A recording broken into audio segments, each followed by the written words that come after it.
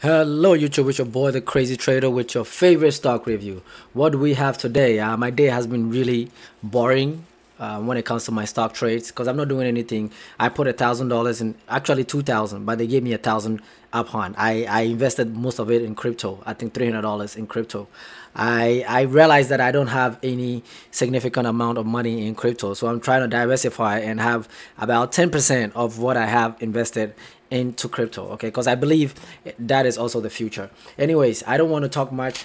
If you guys can go back, okay, if you guys can go back and go and look at my 5 high growth stocks that I made about 2 weeks ago, and those 5 high growth stocks were Lucid, Palantir, Blue, SoFi, and then Robinhood. Trust me, you can check every stock that I made and check the price that I made it at, and then go check the price right now. You can see a significant difference in the price, as in it ticking upward. All of them have ticked upward, at least a 10% increase from the time that I made those videos. So go look at that, and don't take some of these videos, don't just take them for granted.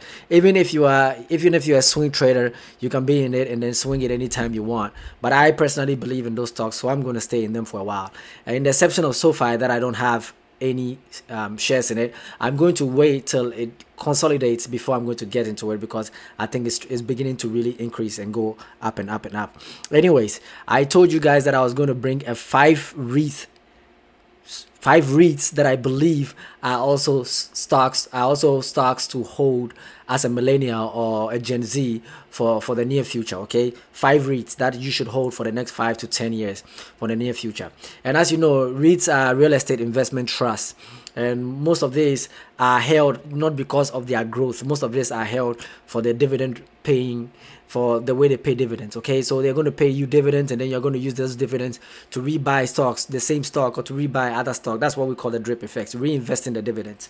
So I'm going to just give you a broad spectrum of it. The 5, I'm going to mention the 5, and then later on I'm going to dedicate time, video after video, and then we are going to talk about all these 5 single-handedly, one by one. You know what we're going to, right? We are going to go into their dividends. We are going to go into institutional holders, the institutions that are holding it, and then we are going to look into the inside trades, who is selling, who is buying.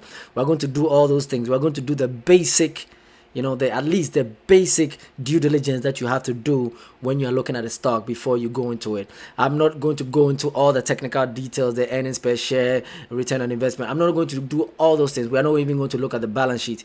We are going to look at the stock and look at what is happening in the stock. Okay, we are not really going to do all this chartered accountant finance thing. No, we're going to look at the basics of it.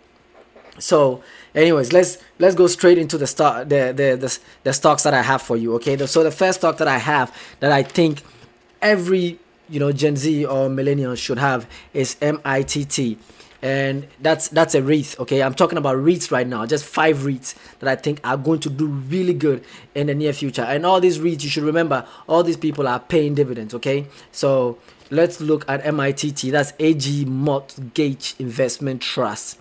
Market cap is 170 million. Dividend yield is 4.56, which some of the dividend yields are really sketchy, so I don't want to even talk about them right now. I'm going to talk about them later. I'm going to take the stocks one by one and talk about them. Okay, so MITT is the first stock that we're going to talk about in the upcoming videos, and then the next one is going to be NYMT. Okay, New York Mortgage Trust. New York, that's also $4.32. MITT was $10. This one is $4.32. They're also paying dividends, which is good, 8.66 yield. I'm not going to talk about all this. I'm going to go into it in my following videos. Okay, next stock is that's Two Harbors. I think I've spoken about this stock in some of my previous videos. So the share price for Two Harbors is $6.65. Okay, $6.65. So Two Harbors Investments.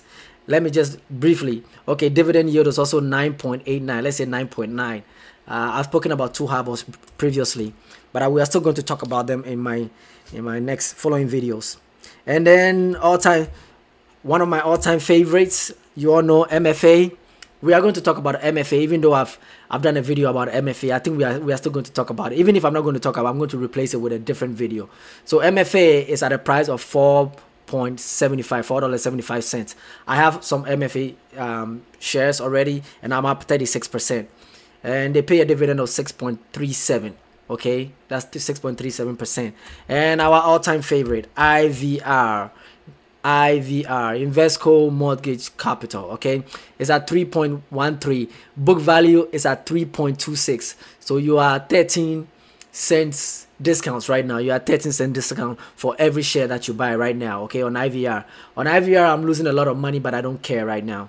Let's look at the dividend yield. The dividend yield is 9.84, which is also really dicey, okay, I always say. So I'm going to go into them into details in my upcoming videos, one by one. I'm going to take every single stock that I've mentioned. I'm going to take them and break them down, see what I spoke about, the dividends, institutional holders, and the insider trades. Okay, so these are stocks that you hold for dividends, and then the gradual growth. And most of these stocks that I've mentioned are at an all-time low right now. Most of these stocks haven't recovered since the COVID pandemic. Okay, so most of the stocks are at a good buy price right now, and in the coming years, when the housing market is also, you know, stabilizing and becoming reasonable, these stocks are going to become very huge, and they're going to build year by year. This is not a get rich quick scheme. Okay, this is something that you are going to be in for the next 2, 3, 4, 5 to 10 years. This is a long-term play for millennials and Gen Zs. Long-term play.